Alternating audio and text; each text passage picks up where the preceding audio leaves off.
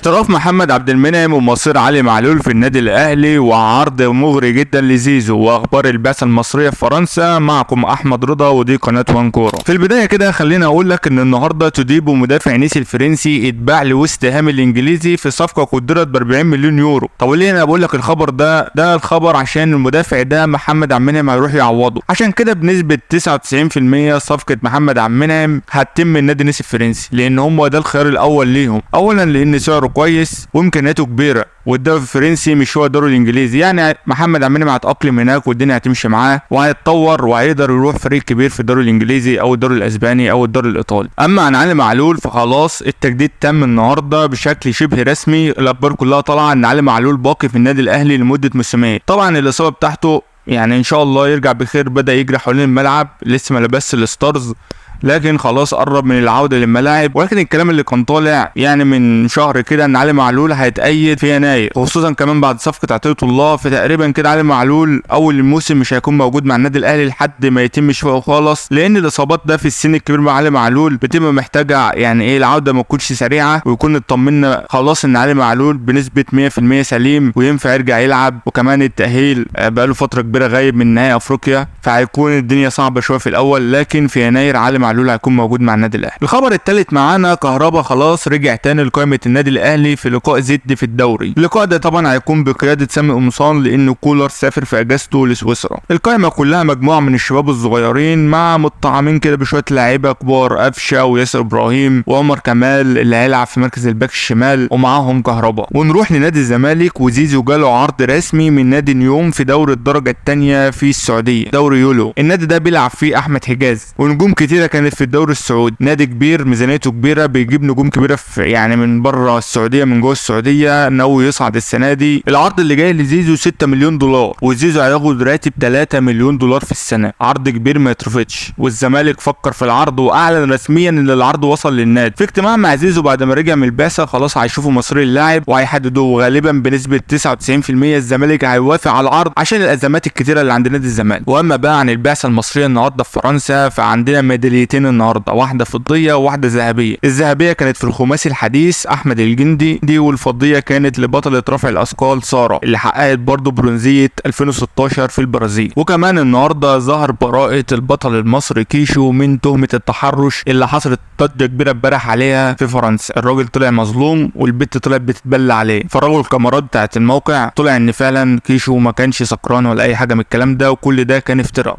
ونروح بقى لخبر من اخبار العالميه، خبر صغير كده على الماشي. النهارده كان ماتش الدرع الخيريه في انجلترا، بدايه يعني الموسم في انجلترا ما بين مانشستر يونايتد ومانشستر سيتي اللي انتهى فوز مانشستر سيتي بضربات الترجيح. بس كده خلصت اخبارنا النهارده، كانت حاجه كده خفيفه كده النهارده، وبكره باذن الله فيديو رايق من الاخر. السلام عليكم.